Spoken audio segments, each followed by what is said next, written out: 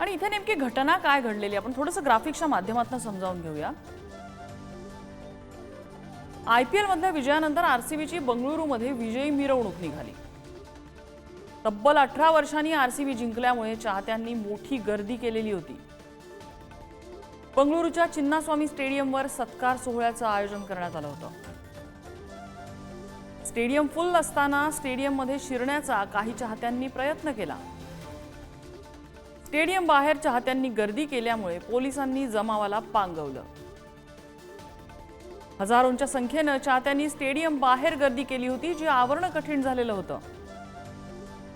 जमावाला पांगवण्यासाठी सौम्य लाठीचार्ज केल्यामुळे या ठिकाणी गोंधळ उडाला, पळापळ झाली आणि त्यामुळे चाहत्यांमध्ये चेंगराचेंगरी झाली।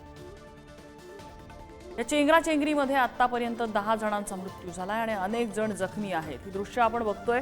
अनेक जणांना इथे असलेले व्हॉलंटियर्स, पोलीस हे सगळे मिळून रुग्णालयाच्या दिशेने घेऊन जात आहेत।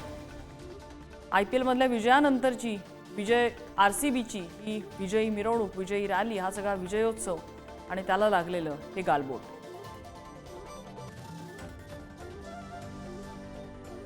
आज दुपारपासूनच चिन्नास्वामी स्टेडियम बाहेर झालेल्या गर्दीची दृश्य ही माध्यमांमध्ये समोर येत होती।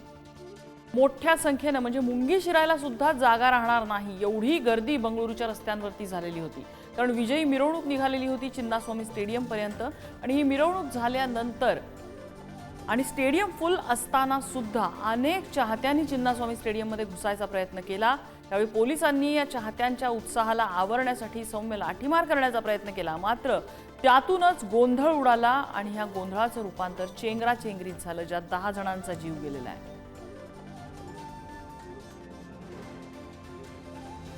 आणि संजय दुधाणे आपल्यासोबत आहेत, क्रीडा पत्रकार आहेत। दुधाणे सर, ह्या एकूण सगळ्या प्रकाराकडे कसं बघायचं, म्हणजे इतक्या वर्षानंतरचा आनंदोत्सव आणि त्यामध्ये घडलेली ही दुःखद घटना?